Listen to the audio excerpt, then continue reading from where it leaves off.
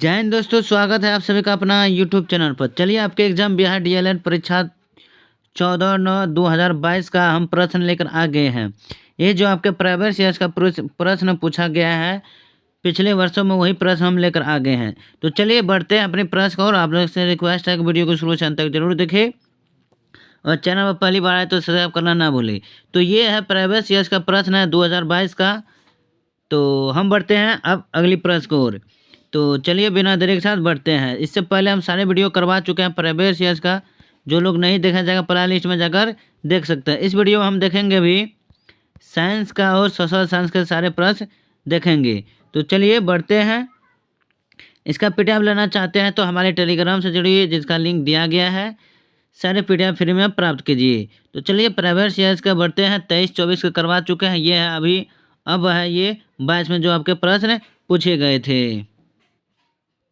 तो जो करवा चुके हैं 23 का 24 का, अब ये 2022 14/9/2022 का प्रश्न है। तो चलिए बढ़ते हैं। इसके बाद हम लेकर आएंगे मॉडल सेट का प्रश्न। तो अभी प्राइवेट शेयर्स का प्रश्न देखते हैं। तो चलिए साइंस का लेते हैं, विज्ञान के देखने वाले हैं। प्रश्न है कि डैश के परमाणु में न्यूट्रॉन की संख्या होती है। तो इसका राइट आंसर हो जाएगा ऑप्शन डी, 12 के परमाणु में न्यूट्रॉन की संख्या होती है। Option D is the right answer. अगली प्रश्न, 100 वाट के एक बल्ब को 1 मिनट जलाने पर ऊर्जा की खपत होगी। तो 100 वाट के बल्ब को अगर 1 मिनट जलाने पर ऊर्जा खपत होगी तो कितना होंगे खपत? तो इसका राइट आंसर हो जाएंगे ऑप्शन डी, 600 जूल खपत होंगे। Option D is the right answer हो जाएंगे आपका 87 का। अगली प्रश्न को और बढ़ते हैं कि किसी चालक से होकर प्रति सेकेंड गुजरने वाले इलेक्ट्रॉनों की संख्या 1020 है, तो चालक से प्रभावित धारा का मान होगा। तो ऑप्शन हो जाएंगे डी, 16.3 गुना 10⁻77 ए, यानी 16.3 गुना 10⁻17 ए हो जाएंगे। Option D is the right answer. अगली प्रश्न, इनमें से कौन सबसे सक्रिय धातु है? तो इनमें सबसे सक्रिय धातु आपका लोहा हो जाएंगे। Option A is the right answer. अगली प्रश्न को बढ़ते हैं। अगली प्रश्न है कि वर्गीकरण के वैज्ञानिक आधार का प्रयास करने वाला पहला व्यक्ति कौन था? किसका वर्गीकरण के वैज्ञानिक आधार पर प्रयास करने वाला पहला व्यक्ति कौन था? तो वो आपका राइट आंसर हो जाएंगे बी, अरस्तु था। Option B is the right answer हो जाएंगे। अगली प्रश्न की ओर बढ़ते हैं। अवतल लेंस का आवर्धन m बराबर होता है। तो अवतल लेंस का आवर्धन बराबर कितना होता है? तो ऑप्शन डी, v/u हो जाएंगे। Option D is the right answer. अगली प्रश्न, अगर एक बीकर में समान मात्रा में तेल, पानी और मरकरी को उड़ेला जाए तो व्यवस्थित होने के उपरांत बीकर में नीचे से ऊपर की ओर उनका क्रम होगा। तो ऑप्शन हो जाएंगे बी, मरकरी, पानी, तेल। तो ये क्रम से हो जाएंगे। Option B is the right answer हो जाएंगे 92 का। अगली प्रश्न, कि किसी गतिमान वस्तु के लिए विस्थापन और दूरी का अनुपात होगा। किसी गतिमान वस्तु के लिए विस्थापन और दूरी का अनुपात क्या? तो ऑप्शन सी, 1 से कम या 1 के बराबर होंगे। Option C the right answer हो जाएंगे। अगली प्रश्न को बढ़ते हैं। फल निम्नलिखित में से किस पुष्प के भाग से बनता है? तो फल किसके पुष्प में के भाग से बनता है? तो ऑप्शन हो जाएंगे इसका सी, अंडाशय के भाग से। Option C is the right answer. अगली है, निम्नलिखित में से कौन सा बुझा हुआ चूना है? तो कौन बुझा हुआ चूना है? तो ऑप्शन बी हो जाएंगे CaOH2। तो option B is the right answer हो जाएंगे 95 का। अगली प्रश्न को बढ़ते हैं। चिपको आंदोलन का मुख्य उद्देश्य क्या था? तो चिपको आंदोलन का जो मुख्य उद्देश्य था वो ऑप्शन ए, वृक्षों को बचाना, जो सुंदरलाल बहुगुणों के द्वारा किया गया था। अगली प्रश्न को और बढ़ते हैं। आममीटर का प्रतिरोध होता है। तो आममीटर का प्रतिरोध क्या होता है? तो बहुत छोटा होता है। Option C is the right answer आपका हो जाएंगे। अगली प्रश्न, एथोनोइक अम्ल का जलीय विलय कहलाता है। एथोनोइक अम्ल का जलीय विलय क्या कहलाता है? तो उसे हम कहते हैं सिरका। Option C the right answer हो जाएंगे, सिरका कहते हैं। अगली प्रश्न, फलों के पकाने के लिए निम्नलिखित में से कौन सा पादप हार्मोन उत्तरदायी होता है? फल को पकाने के लिए कौन पादप हार्मोन उत्तरदायी होता है? तो आपका जो राइट आंसर हो जाएंगे वो हो जाएंगे option A is the right answer. Ethylene जो है वो फलों के पकाने में उत्तरदायी होते हैं, तो option A is the right answer. अगली प्रश्न, मिट्टी का घर गर्मी के मौसम में ठंडा तथा जाड़े के मौसम में गर्म रहता है क्योंकि मिट्टी का ऊष्मा डैश होता है। तो इसका जो राइट आंसर हो जाएंगे वो मिट्टी का ऊष्मा कुचालक होता है, इसलिए गर्मी में ठंडा और गर्म में और ठंडा में गर्म होता है, तो option B is the right answer, जो कुचालक होते हैं। अगली है कि निम्नलिखित में से कौन सा संयोजी टीका है जो बच्चों को डिप्थीरिया, काली खांसी और टेटनस के बचाव के लिए दिया जाता है? वो कौन सा टीका है? तो ऑप्शन ए हो जाएंगे डीपीटी टीका है, जो काली खांसी और टेटनस के बचाव के लिए ये सुई लगाए जाते हैं, तो option A is the right answer. अगली प्रश्न, माइटोकॉन्ड्रिया की संख्या अधिक होगी, तो माइटोकॉन्ड्रिया की संख्या अधिक होगी किसमें? तो इसका राइट आंसर हो जाएंगे अंकुरित बीज में। किसमें?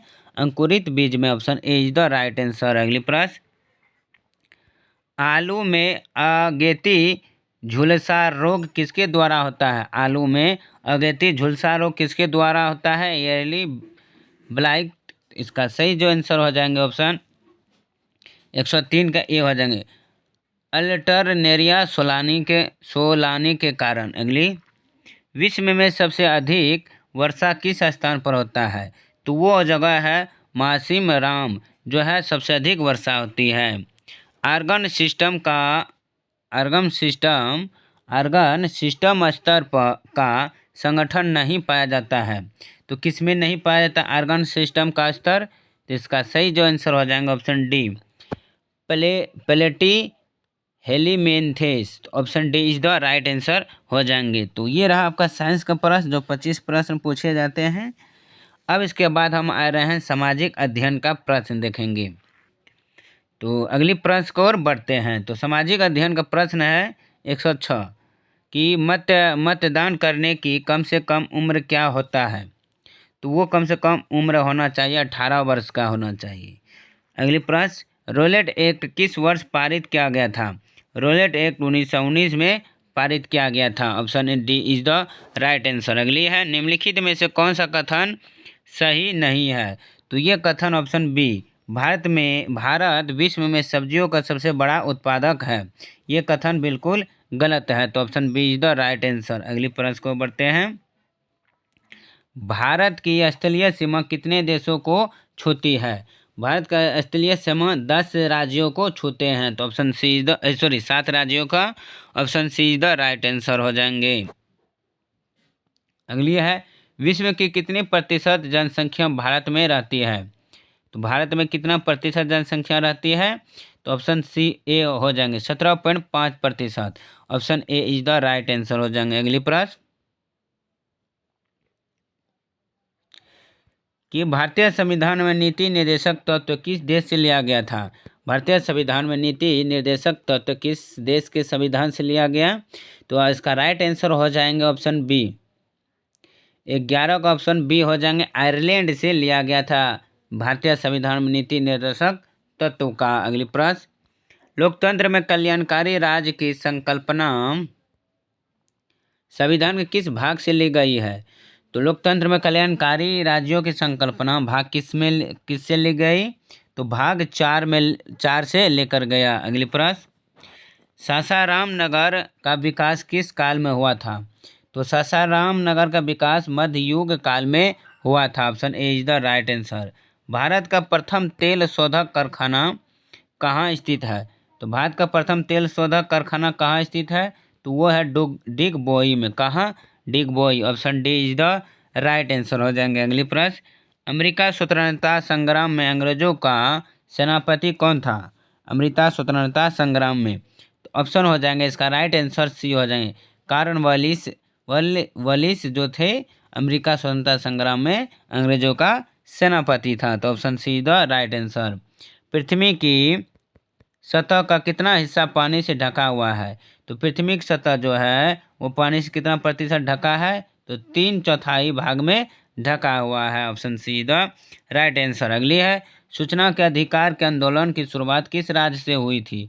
सूचनाओं के अधिकार के आंदोलन की शुरुआत, जो वो है इसका जो शुरुआत हुआ वो हुआ था राजस्थान से। कहाँ से? राजस्थान।